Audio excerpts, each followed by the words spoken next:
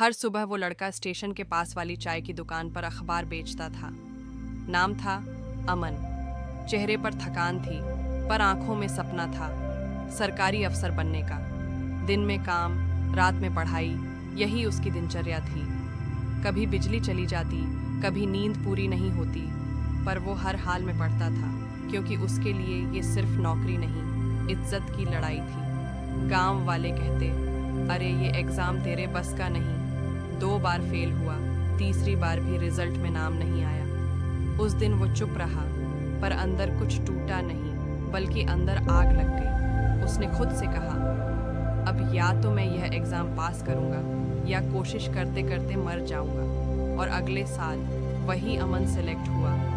Interview में उसने कहा था, मुझे रिजल्ट से ज़्यादा भरोसा अपनी मेहनत पर था। जब वह पहली बार सरकारी कुर्सी पर बैठा तो उसकी आंखों में आंसू थे, क्योंकि उसने सिर्फ जॉब नहीं, अपनी ज़िंदगी की लड़ाई जीत ली थी।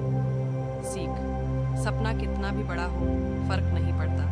अगर जिद सच्ची हो तो किस्मत भी झुकती है। याद रखना, हार तो बस एक टेस्ट है जो देखती है कि तुम जीत के लायक हो या नहीं। शहर की एक तंग सी गली में आदित्य रहता था। छोटा सा घर, टूटी दीवारें और ऊपर एक पुराना पंखा जो हर गर्मी में रुक रुक कर चलता था। हर बार जब वो पंखा रुकता तो उसकी माँ कहती, बेटा जब तू बड़ा अफसर बनेगा ना, तब ये पंखा भी चैन से चलेगा।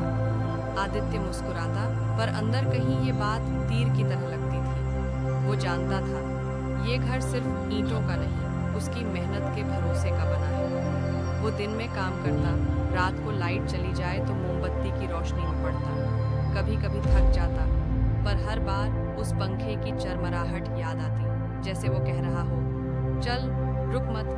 लोग हंसते, अरे लाखों में एक ही निकलता है, तू नहीं कर पाएगा। लेकिन आदित्य को फर्क नहीं पड़ता था, क्योंकि उसके पास एक चीज़ थी, जिद। वक्त गुजरा, एग्ज़ाम हुआ, रिजल्ट आया, और उस दिन उसी पुराने कमरे में जब उसने सिलेक्शन लेटर खोला तो सबसे पहले ऊपर देखा, वो पंखा अब भी चल रहा था, पर इस बार तेजी से, पूरी ताकत के साथ। आदित्य मुस्कुराया और बोला, अब ठंडी हवा नहीं चाहिए माँ, अब मैं खुद हवा बन गया हूँ। सीख, कभी कभी जो